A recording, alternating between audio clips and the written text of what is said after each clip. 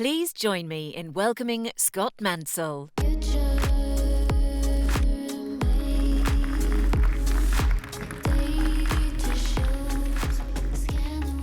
Hello, everybody, and thank you for joining us here at Hexagon Live in Vegas for this Innovation at Speed session.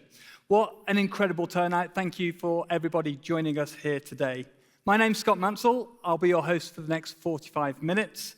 I'm a former professional racing driver and now host of Driver 61, YouTube's biggest motorsport and engineering channel. And this session bridges those two worlds, the high-stakes arena of elite motorsport and the precision demands of modern manufacturing. We have three incredible panelists here for you today from elite motorsport, from Formula One, NASCAR, and IMSA sports car racing. In Formula One, every hundredth of a second counts, which means that every one of the thousands of components has to be absolutely perfect, and every component in that car has to be measured to micron-level precision, using precision measurement tools and laser scanning. In NASCAR, aerodynamics are incredibly important, with body panels getting 3D scanned for legality checks, down to the micron that can make or break championships. And in IMSA endurance racing, a single component failure can end a 24-hour campaign, which is why teams use digital twins and real-time data analysis to predict failures before they happen. And the technology keeps these teams competitive, aren't just winning races. They're changing how manufacturers across every industry design, build, and deliver under pressure. So, to help us understand more, let me introduce our panelists who live and breathe this intersection every day. First, from Oracle Red Bull Racing, the team that's been dominating Formula One with 4 consecutive Drivers' World Championships, let me welcome Morgan Meyer.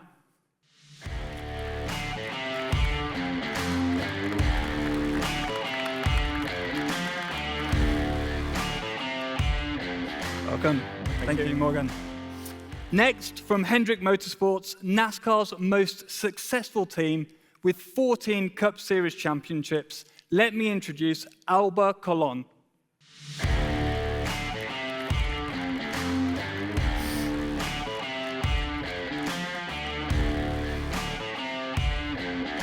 Welcome, Alba. Welcome. And from JDC Miller Motorsports, who've won 18 championships, had 63 wins, and gained 214 podiums across different categories of US motorsports. Let's welcome John Church.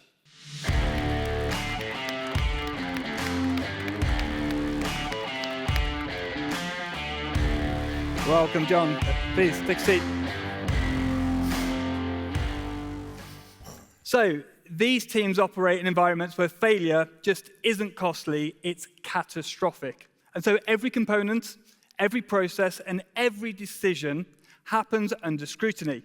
And to win, everything needs to be perfect.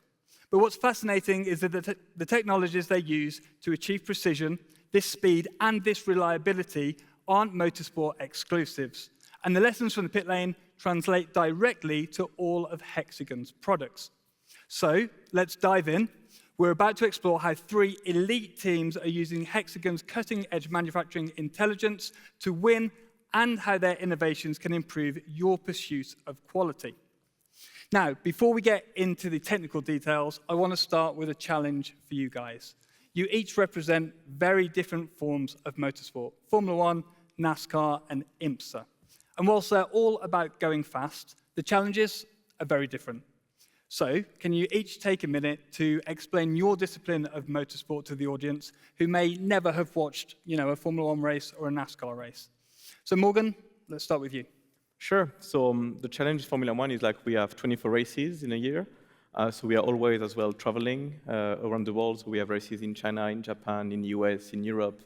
So it's quite difficult as well to have the car in one part, I would say, all the time. So we never have the car in front of us. We need to build it straight at the track. So we don't have all the tools we need to be very accurate. So that's, I would say, the main challenge. And the second one is we have 2 drivers and we have a cost cap. So we cannot spend more than $150 million US per year. So it looks quite a lot of money, but when you have all the employees to pay all the parts, the travel, the logistics, at the end, it's not a lot at the end of the year. So the main challenge at this one, be competitive, because everybody wants to win the championship at the end, respect the cost cap, and having our two drivers performing as the best across these 24 races. Fantastic. Only $150 million, eh? Alba, how about NASCAR? Can I have your budget? No, thank you, Scott. I imagine many NASCAR fans here with just the track around the corner. Imagine 40 cars running 38 weekends a year. For the first time, the last week, we went outside of the country. We just came back from the Mexico race. We don't only race the ovals like the Vegas track, just some miles away. We also race street courses, road courses. We also we have been doing a little bit of dirt also. And so you can imagine we need to get ready for any kind of surface and any kind of track that we do. Imagine 38 weekends a year. We are running around 180 miles per hour normally at the racetrack. And our finishes are, we just had one the other day about 0.01 seconds between first and second place. So you can imagine this is very competitive all the time. Also, we have many athletes in the sport with our pit department. We have many athletes that have come from the NFL, another series also, and we do pit stops that are less than 9 seconds. So you can imagine with the weekends and the race schedule that we have to precision measurement to make sure that those cars are working, at all times perfectly is what it's about, and this is one of the reasons why we are using the Hexagon products to continue doing that. So. Fantastic, and yeah, NASCAR racing is always very close, so that precision is critically important. Absolutely. And John, finally, over to you. Can you please explain IMSA racing to us? Sure. IMSA racing is endurance racing. We run a Porsche 963 hybrid car in the hypercar class or GTP class of IMSA WeatherTech. But everything in sports car racing or endurance racing is about precision and consistency and whatnot. So we aim to build everything as consistent as possible. We sometimes go through multiple body parts during a race and during the weekend. So it's important that we build everything to a certain spec that then each time you change something, it's always the same. And across all the different disciplines of IMSA, we start our season with a 24-hour race. We do some short street races that are only 100 minutes long, and then we do some medium, 2-hour, 40-minute races, along with some 6-hour races. So as you change parts out and tune the car and whatnot, it's important that the whole, the car stays consistent from one race to the next and throughout the weekend. Fantastic. Okay, so let's get into the technical meat, the really interesting stuff about how these teams have breakthroughs, how they run at the top of their motorsport. Because at the end of the day, being successful in motorsport is all about measurement. If you can't measure anything, then you can't improve. So my first question is around how are you using Hexagon's products to improve your performance, both in the workshop and when you're at the racetrack? And Morgan, let's start with you. Yes, so we use Hexagon in two different, I would say, capacities. So the first one is at the factory, because again, we always work with a prototype. We don't have the time to test the car before going to the race. So that means we can manufacture a part on Thursday evening. It's going to be shipped during the night, and on Friday morning, we're going to use it in FP1 in front of millions of people. So we have to be sure the parts we are manufacturing getting, I would say, in perfect shape at the track, because we don't have the time to ship them back and come back again. So that's the main challenge. We need Hexagon to be sure that everything we manufacture is perfect and is going to work and assemble perfectly with like the 8,000 other parts we have on the car. And the second one is more, I would say, for like regulations, because FIA are checking everything we do at the track. So that means we are going to send to them like the 3D CAD of our car. And after, we're going to scan with Hexagon the real car in front of us, and they're going to overlay these two models to see if we're under the regulations. So that's more the factory side. And again, if we are not under the regulation, we are not able to compete, and we are not able to win a championship at the end. So that's why it's very important to have Hexagon to help us in manufacturing and produce the car, and as well to be able to show the FIA we're under the regulations and we can compete during the race weekend. And can you give us an example of how you're using Hexagon equipment in the garage at a race, for example, and why? What's the performance benefit? Yeah, so we have one just here on the corner, so like exactly the one we use every race weekend. So we put this in front of our car, and we are going to measure exactly the setup of the car. So that means with the tracker, we are going to understand like the toe, for example, of we have on the tires. We're going to the high. We can see if the floor is well positioned, if we change the gearbox, or if we change the front wing. With that, we'll check that everything is perfectly in place, and is as well helping us to understand when we do a simulation. So we have a perfect setup. It's helping us to be sure that what we have in a simulation, the setup the engineers gave to the mechanics, are perfectly what we have when we hit the track. So it's really to as well, like it's a link between the simulation and the digital world and what's happening in the real world. So it's very, very important and interesting as well to see. So you mentioned putting the gearbox on there and checking it's in the right position there. So in a Formula One car, you have the monocoque, which is where the driver sits. Then you have the engine bolted directly onto the back of that. And then you have the gearbox bolted directly onto the back of the engine. So you're checking that everything's in line here. And what kind of tolerances are you going down to? We are working by the microns. So as well, because like the engine, so we always compare like the chassis of a car like a boat and the engine like a watch in terms of precision. So everything has to be very accurate. And we as well working with a special temperature. So for example, if you start an F1 engine completely cold, everything is going to explode because like the tolerances are so tight. You need to have everything like warmed up to be able as well to extract all the performance. So yeah, the micron is like what we use, and we are trying to be as accurate as possible to as well like win the extra tenths we need to win the race. And I suppose it also gives the driver the confidence, right? Because if you make changes to the car, they want it to feel exactly the same. And in Formula One nowadays, you know, there's 0.5 of a second difference between drivers when they're qualifying. It's so tight. And I suppose that precision means that the driver feels more comfortable in the car. Exactly, and they feel it, to be honest. So they feel every change on the car, every detail. They're going to give you like a precise feedback on every corner, at the entry, in mid-corner, at the exit. So they know everything. So you can try to fool them, but they will know at the end. And sometimes they're even better than the machine and the data because they can feel everything in the car. So yeah, so they can feel like this extra millimeter or like even the extra micron. And that's why you're right, it's giving them confidence to push the car the limit. And when your driver's Max Verstappen, you'll know that you won't want to annoy him with the setup of the car. Yeah, you know when he's annoyed. You can't miss it, that's for sure, yeah.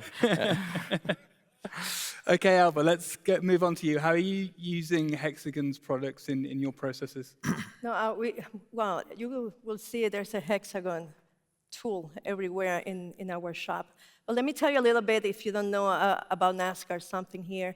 Some years ago, NASCAR changed the regulations, and we have what we call a Gen 7 or a next-gen vehicle. In the past, our company used to really design and build like 80% of the vehicle, and 20% we were buying from different vendors. Now, pretty much with the new regulations, and it's for the same subject that you talk about, cost reduction, cost containment.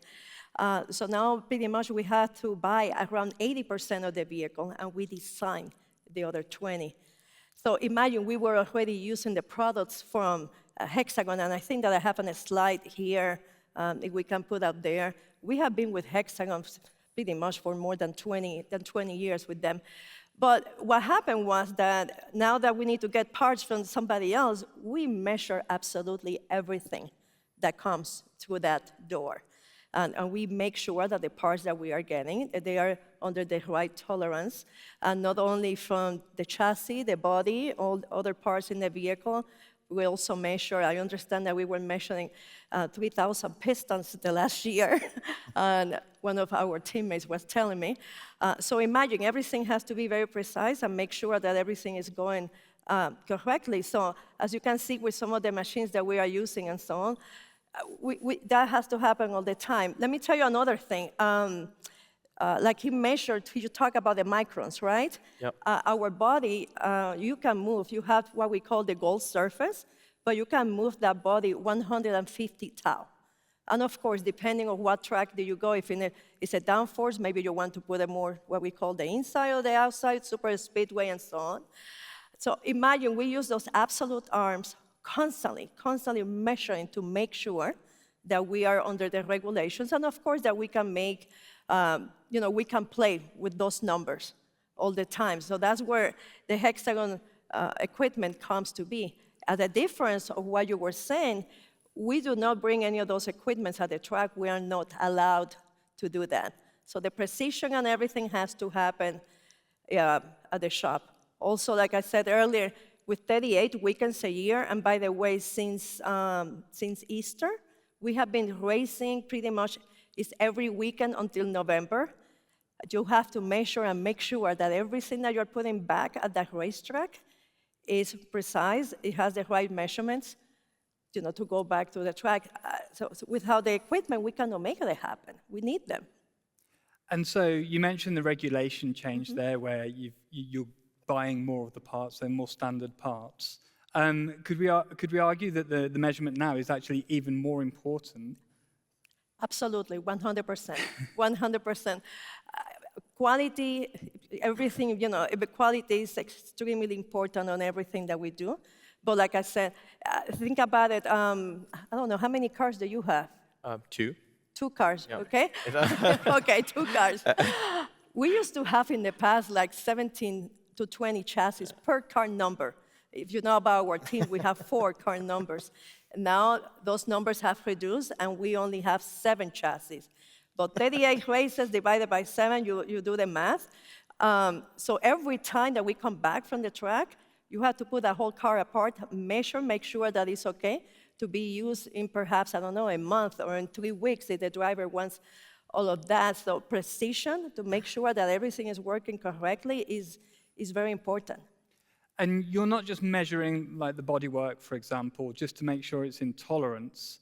I'm sure that there's some engineering there going on so that you can try and gain performance by mixing and matching different parts. Could you explain what that looks like? No, absolutely.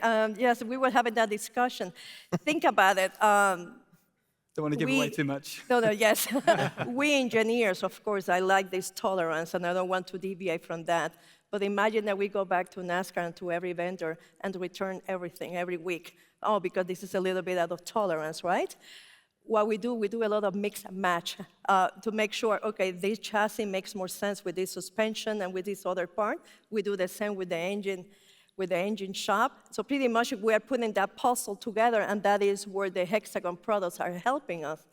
The other thing, for many of these parts, think about it, we do not have those engineering drawings.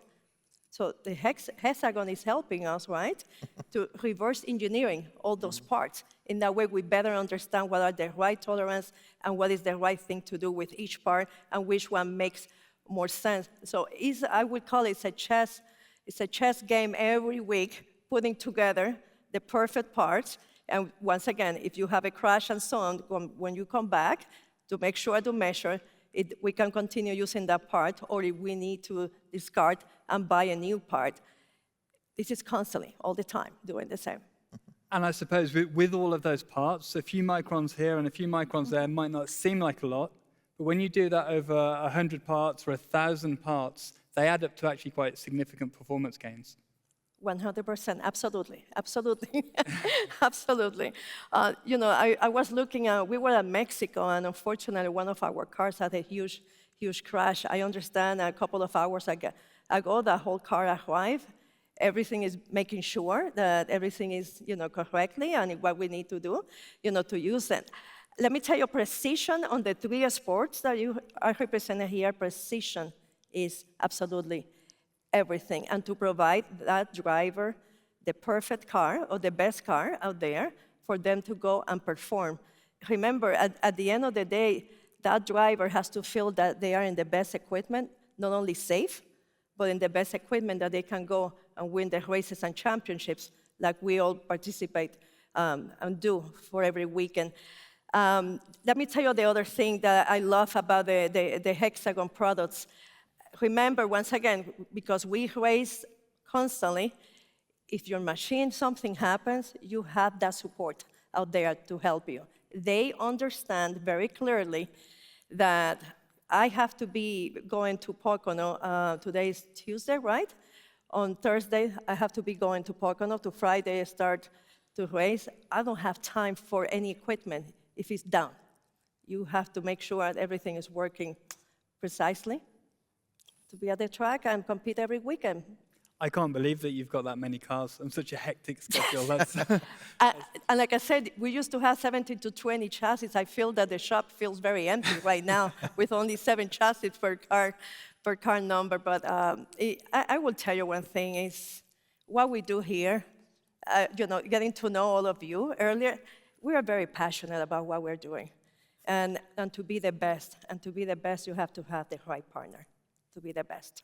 I love being around people like you because I speak to engineers all the time, and it's always the same mentality, just precision, improvement, testing new things, trying again, and just keep on going with that cycle, and that's how you end up with all of these championships. Okay, so John, let's move on to you. How are you guys using Hexagon's products? Well, what we do is in IMSA, when we unload at the track every weekend, we go right to technical inspection. And part of that process is the whole car gets scanned top and bottom, and we're allowed a 3-millimeter deviation from the datum.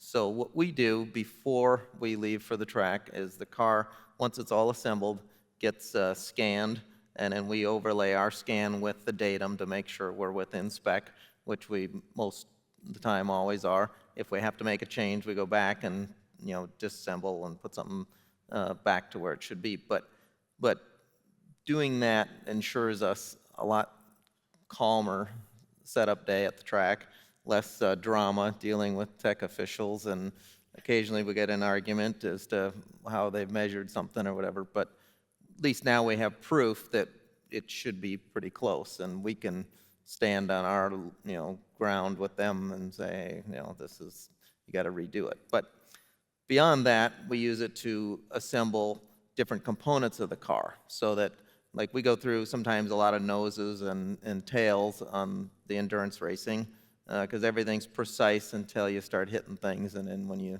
need to replace a nose, you want to know that each one is exactly the same and they're all assembled to the same spec. So that's how we're basically using everything, and we're doing most of that at the shop just because there isn't a lot of time at the track to do these types of scans. But keeping everything as consistent as possible so that then the drivers and the engineers know what they're working with, knowing that it's always the same, knowing that they don't have to worry about deviations from one component to the next, having a consistent car from one race to the next, because when in the endurance racing, it's all about consistency and your average pace being good versus the outright fastest lap. So that's how we basically use it.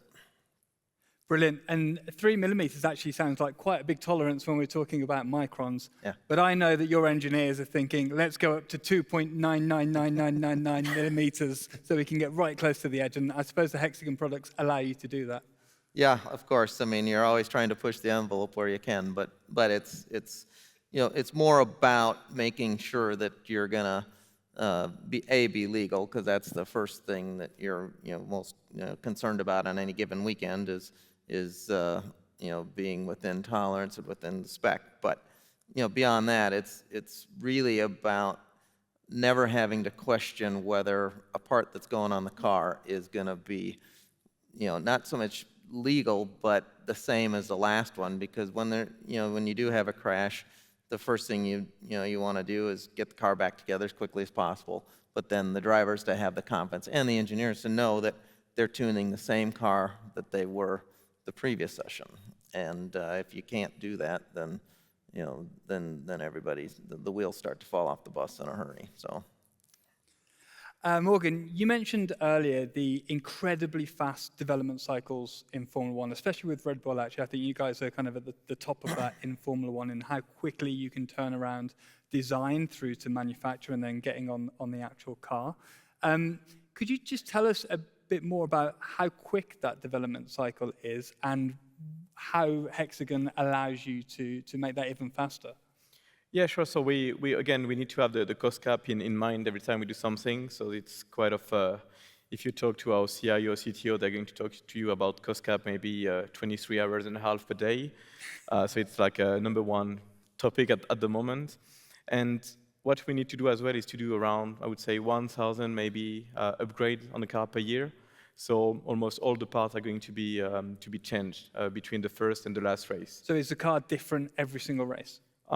Almost every single race, so we try to bring big upgrades every 2 to 3 races, and after you can as well, on top of this, change the setup of the car. So if you go to Monza with like a lot of straight, very fast corners, or to Monaco, the car is going to be almost completely different, so you can add more downforce, and of course, like the setup is going to be different. So with the same parts, you can do a completely different part as well.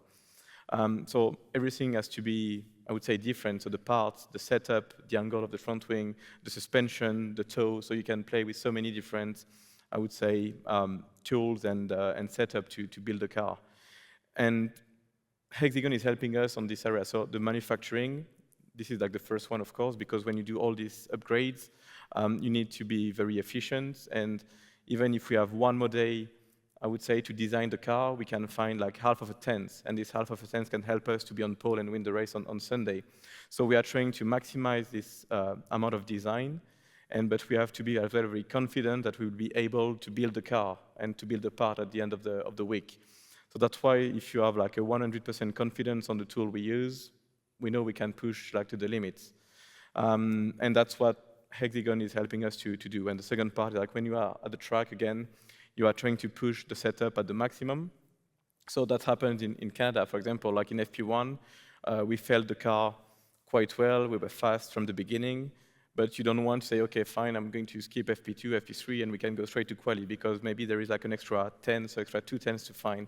So that's why we had a discussion between the engineers at the track and the one in the ops room, saying, okay, maybe we can push a bit more the setup. So straight after FP1, we had the Hexagon tracker in front of the car, to set up again all the different area on the car.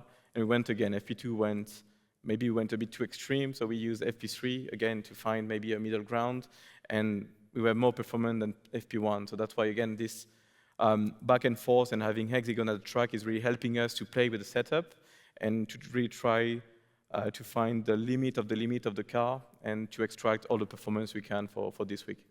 I think it's important to note there just the accuracy that you need to have these cars set up in the right way. As you mentioned before, you've got the toe, you've got the camber of the wheels, and this all makes a huge difference to how the car performs and kind of how manageable it is for the driver.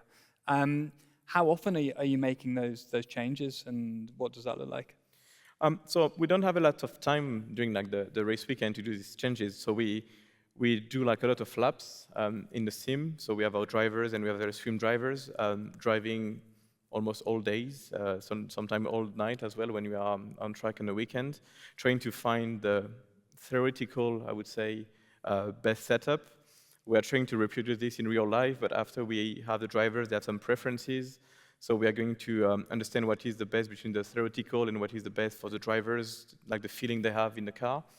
And again, so that's why it's not only simulation, it's as well like a part of human, I would say, on it. So that's why the driver and the engineers will have the last call on, oh, we are going to set up the car. But again, you can have like an idea, you can have, I would say, a very theoretical process or thought about it, but if you cannot reproduce exactly this in real life, you are going nowhere. So that's why, like, again, the last step is having this tracker, having like these scanners helping us to find the last microns to really being aligned, to have the car working perfectly well, and so you have a full confidence as well for the driver to go on track. Incredible, the details, just amazing. No, I just was saying, we are similar on the deal about the simulator, only that we cannot make those changes like you talk with the trunk. At the track, we're only getting 20 to 25 minutes of practice. That's pretty much you are, I would say you can do like 3 changes, if anything, on that time. So there's a lot of time, like you do. We're spending with the simulator, not only with our drivers, but also with other drivers that are helping us with that too. And of course, a lot of time with the simulation. And the hexagon arms are helping us working with the setup. In that way, we can put that information in the simulation. And when we get to the track, pretty much you only go through inspection once. If you don't pass the first time, you are allowed to go the second time to that scanner. But if you don't pass that second time, you start to lose a team member. You start to, perhaps you have to start at the end of the field. And in some tracks, that's not great. But with there, you go to 25 minutes of practice, 3 changes, qualify, and the next day to race. So once again, we go back to the precision, accuracy to make sure that we are pretty much ready when we get to the track. We don't get opportunity to test a lot, neither. Tests are very essential, as we discussed earlier. So precision, you just have to be perfect, pretty much, and know, once again, what 3 changes you think that you will need. Sometimes I have heard the drivers, they go one time, they do many laps, and after that they are like, it's okay, don't touch it. Don't touch it, right? Must be nice. They never say that. Trust me, they're You have never. racing drivers saying it's okay. Yeah. What they are trying to do, I think that is pretty much, it's just like, don't continue trying to do something that is, it can get a little bit more difficult. You have more practice time, right? Yeah, we have 3 hours in a weekend. And I they're used still to not have happy? 3 hours. Yeah, no. You can give them like 30 hours, you know. It's, No, we always want more practice. We used to have 3 hours. Now, the last year was 20 minutes. Now it's 25. We gained 5 minutes. Yoo-hoo! And I think that you get more practice. But again, these are the rules of the game. And at the end, you cannot change the rules. I wish we could change the rules, right? But these are the rules of the game, and you do your best to take advantage of what you have in front of you. And this is why, every equipment that is helping us to get that car perfect before it goes out, it's going to help us to be ahead of the game when we get to the track. Yeah. So, Alba, you mentioned that you're not allowed to take the equipment to the circuit, right? So what does the process look like when the car comes back to the factory? Is it checked then? And then when it has all of the new bodywork or all the new setup put on for the next race, how are the products being used in that form? Yes, so let me start a little bit before that. Before the car goes out of the track, goes to a scanner. It's called an OSS. It's a NASCAR mandated machine. Pretty much in 90 seconds can scan the whole vehicle. And based on colors, your tolerances in that body. You go and race. When you come back, we go again. And I think that you told me that you scan the car again when you go back to the factory. We scan that vehicle again, just to learn, once again, what moved, what happened based on what we did at the track. Immediately, in a couple of hours, that whole car is put apart completely. At the same time, we're taking photos, we're taking measurements, and from there, you decide, and of course, due to the mileage of the parts and so on, you decide these parts stay, these other parts, we have to get rid of them. We were talking about the body. We don't keep the bodies, only the greenhouse. The bodies are a part that all the race fans love, and we pretty much, people buy them away from us. By the next day, we don't have the body anymore. But once again, everything is put apart. Everything is put apart, measure, we decide. By that time, the car that goes for the next weekend is already finished. We are just finishing that car minor details, and we are already 2 or 3 weeks in advance already assembling another vehicle. So it's constantly the measurement to make sure that everything is working, but at the same time making sure that when you go back and put that car apart, that you are not putting back a part that is not correct. Yeah. And I don't like to say it, but I have seen that sometimes we are just in a rush and perhaps a part has gone there that should have not gone. That is why I believe that quality it has to be on every employee in that company to make sure, because think about it, you strap a driver in that vehicle. You need to make sure that the part that you are in charge of, everything is correct, because it can affect the life of your driver or a race fan or so on. So. And with such a quick turnaround, the speed of using the devices must be critical as well. Very, very, very critical. When I left the shop the last week, we were already working on the car that is from a month from now, pretty much ready. And again, I'm moving parts really, really quick. Think about something that I told you about the seven chassis, right? We go through every little detail. But think about some of these drivers that we love so much, but we're very superstitious. So if we win with one chassis, right, we want to go back and use the same chassis again. Yeah, it's about measurement and, like I said, on everything. So I will say one thing. If you want a job in racing, something that you need to, if you know quality control, if you know manufacturing, trust me, we are looking for you. Because we need that precision. We need that kind of candidate to help us to continue being ahead of the game. Fantastic. And John, over to you.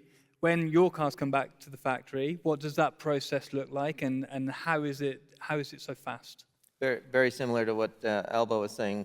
When the car comes back, the first thing we do is scan the car and just see how much anything may have changed from start of the weekend to the end of the weekend. Of course, damage is always obvious, but even when there isn't any damage, just seeing if anything is moved, and then you can take note of that and make adjustments going forward.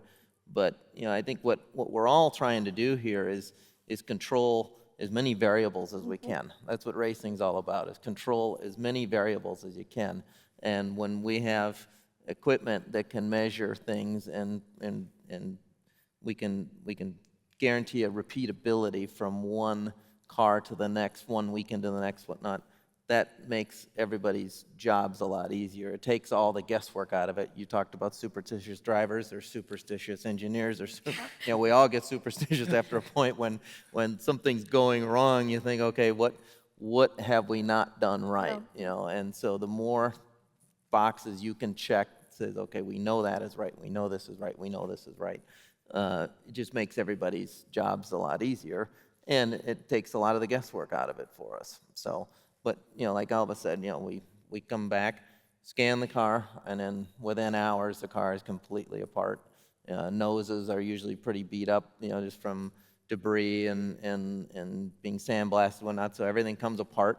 And then any repairs need to be done, then we start going back together. And then you start the whole process of scanning things and, on the body, because what we're more focused on with the handheld scanner we're using is getting the arrow right and keeping the arrow as consistent as possible and whatnot. So you know exactly where the car is in terms of the bodywork, and then when it goes out to a race, you know exactly where it should be, right. Which I guess gives a lot of peace of mind to the drivers and the engineers that you're starting from a good baseline in terms of setup. Exactly. And then if we're making any changes to something or changes to a process, then we may be noting, what did that do to the consistency of the parts, or, the repeatability and whatnot. So. Fantastic. So this technology is so advanced now. I guess 5 years ago it was different than it is now. How have things changed, and what are the benefits of what's happened with more advanced technology? Yeah, I think for the story, so we started, so Red Bull was the first team to use Hexagon in Formula One. So it was working so well that FIA decided to use Hexagon as well, because we're so far ahead in terms of precision and accuracy that we could, to be honest, I'm not going to say cheat, but to find the gray areas way better than FIA. So they, great. So they decided to use Hexagon products, and after it was a standard for all the teams as well to use Hexagon. So it was 90 years ago, and now I would say all the teams are using Hexagon, but we are still the only team being partnered with Hexagon. So we have the luck to receive the products maybe a bit in advance. to as well help Hexagon in the development and everything. So that's giving us, of course, like a big understanding on how the product is working, how we can use it at the limits.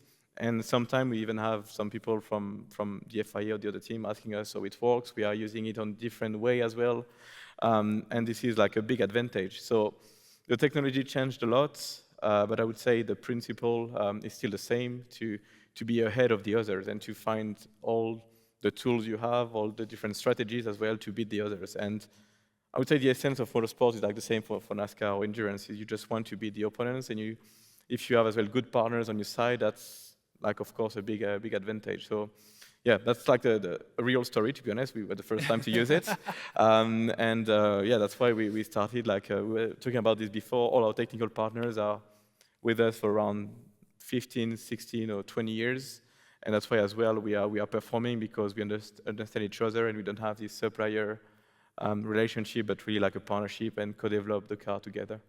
Fantastic. Typical engineer right there, just always pushing the gray areas. And Alba, how about yourself? It's pretty much the same that you have said.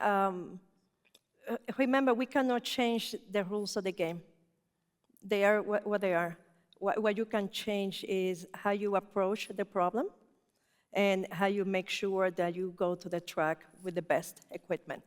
And to go with the best equipment, in our case, once again, now that we don't control manufacturing as much as we used to, you need to make sure that you can count on an equipment that is extremely reliable and that you trust that data. Not only we are talking here about Hexagon, but on everything else that we are doing. Now that you have to manufacture less, it's about data.